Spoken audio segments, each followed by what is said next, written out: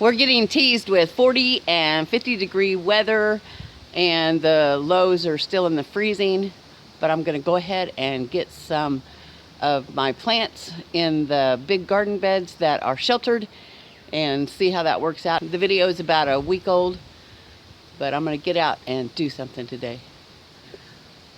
Look at these trees.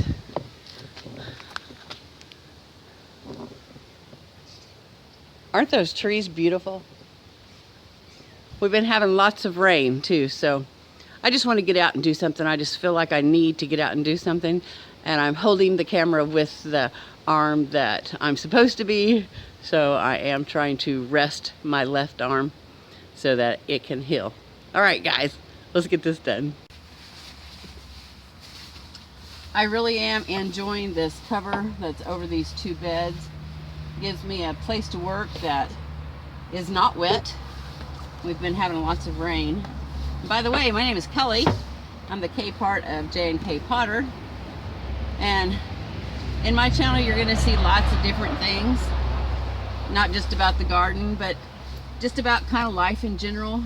A lot of it is about the garden because that's been my focus this year.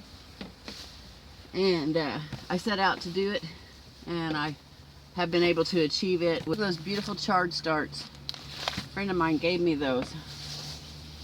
Now last year I started everything by seed, and that was quite an experience, and I loved having that experience, watching the germination and then the planting and the growing and the harvesting.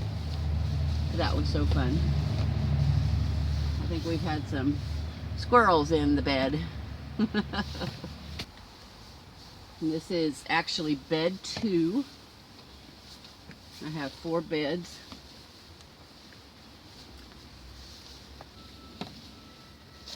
Make this a little hole. Oh, little chard starts. Aren't those cute? And healthy looking.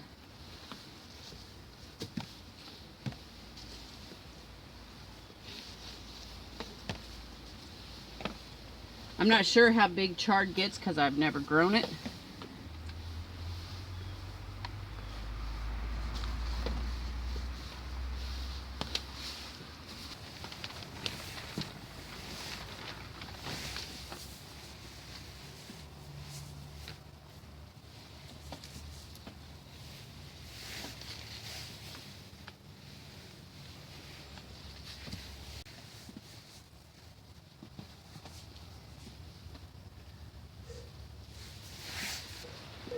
That's about as far as I can reach.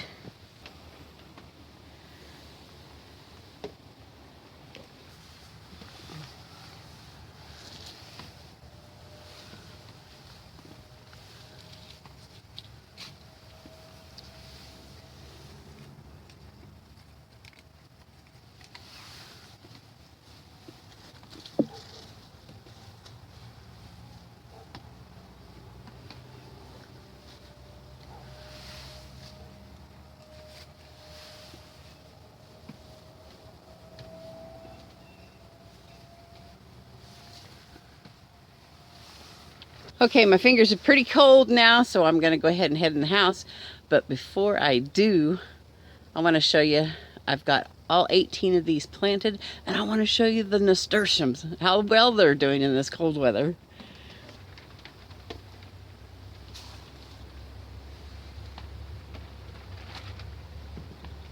Okay, so all my 5-colored silver beet chard is planted.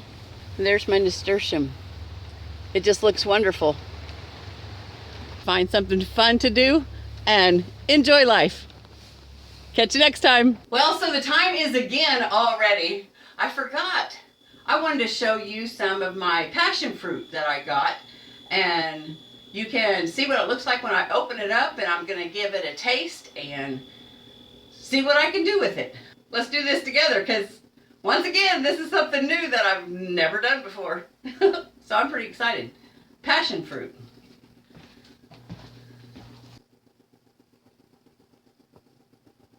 Okay, so I thought I would smell some of these, and I did pick them all up and smell them. because I need to feel them to see if they're heavy or not. And this one's light. That smells of fruit.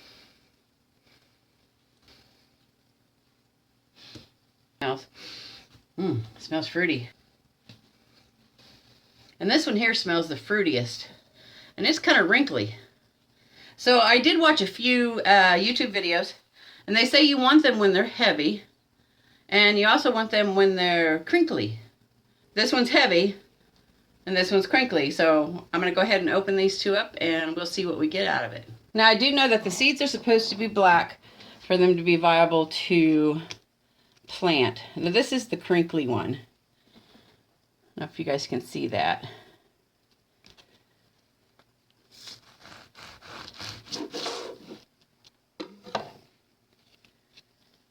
Okay. That looks like it's supposed to. Wow.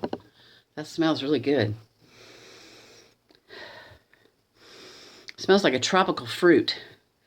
Let me go ahead and open the second one, and then we'll taste them.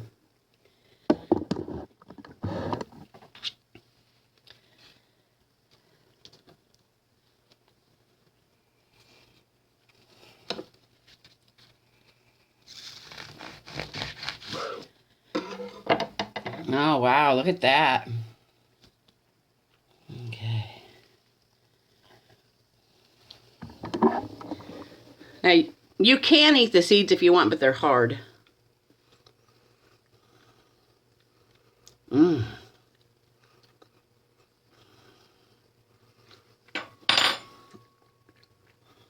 not going to eat the seeds. Wow, that tastes awesome. Tastes like a tropical fruit. Okay, let's see what else we can do with these. Okay, so I'm going to go ahead and take them out, put them in a strainer.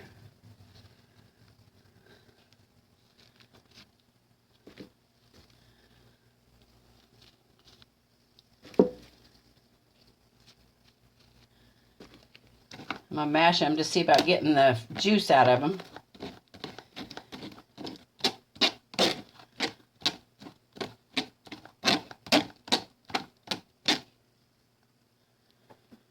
We are getting a little bit of juice. How about that? Okay, I'm going to go ahead and cut one that doesn't smell or well, this one's kind of heavy, so let's go ahead and open this one up.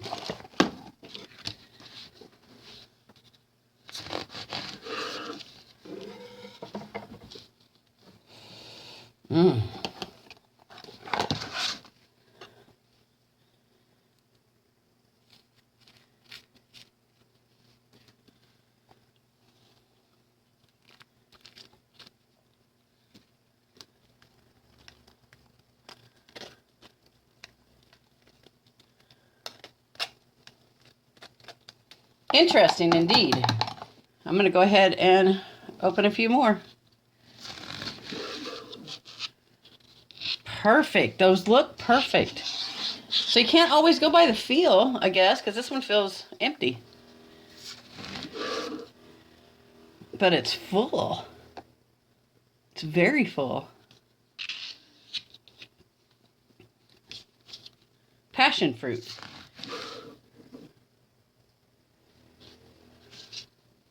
I'm super excited!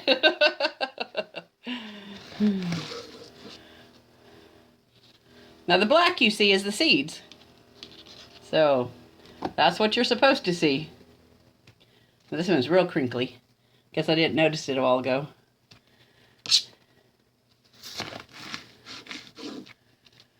Yes.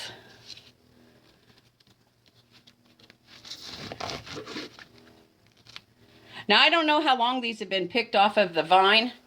A friend of mine from my local flower club gave them to me. And they've been sitting at my house about 3 days. Awesome. Okay, I'm going to get them all in the colander, this little sifter thing, and then we'll figure out something to do with them. Okay, here's 10 passion fruit pods. That gave me quite a bit of pulp. Okay, so I'm just going to mash it around, and then I might put some in a blender. I saw a thing on YouTube where a lady put them in the blender for about 4 minutes, and it didn't hurt the seeds at all, because I don't want to hurt the seeds. Okay.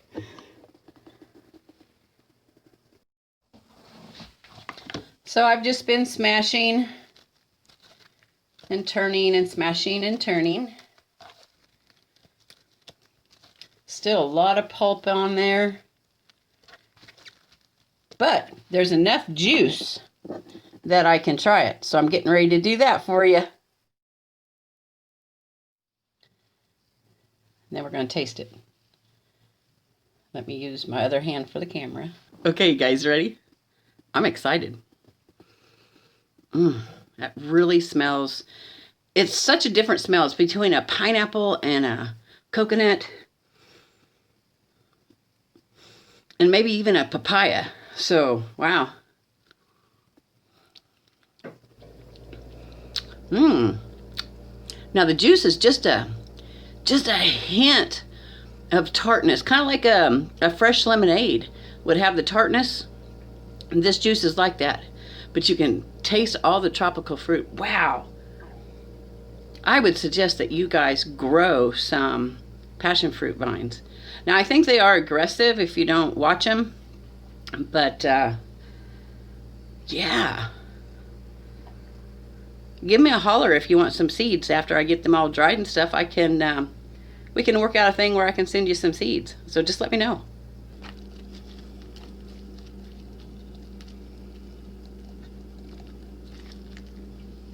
All right, guys. Well, I'm going to be honest with you. I'm going to go sit down and watch some YouTube and just press around on this passion fruit. I've decided what I'm going to do with passion fruit. I'm going to make some jam. But you're going to have to watch another video for that. But I will tell you the first couple of steps that I've already done. Okay, so as you know, I had put the seeds and the pulp and stuff in this little sieve. And I've been just pressing it down, trying to get most of the pulp out without the seed. But did you know, I found out that the seed has a lot of fiber in it. And they're not too hard to crunch up. If you want to leave them in your jam, you can. Okay, so, but that's the first thing I did. So the second step is just to put all your pods, your empty pods, in a container or something, because what you're going to do is you're going to put water on them. I'm just tearing off the stems, because you're going to put water on them to cover them, but then it has to set overnight. Put water over those, and they're real light and airy, so they're going to float. So you want to be sure and put something on them, because you want them to stay under the water. Hope you guys come back and join me for the full process of making passion fruit jam. So I'm going to take these seeds out and save them. And I'm going to treat them like tomato seeds. Since there's a gel around them, you want to put them in a glass or a cup for 5 to 7 days. Let them ferment. And then the protective covering is supposed to just come right off. So I'm going to fill this up with water and just let it set for 5 to 7 days. I'll show you how the seeds come out on another video, because you have to let them set and ferment for 5 to 7 days. And then I can go in and wash them all off and dry them. And then I should have a lot of seeds.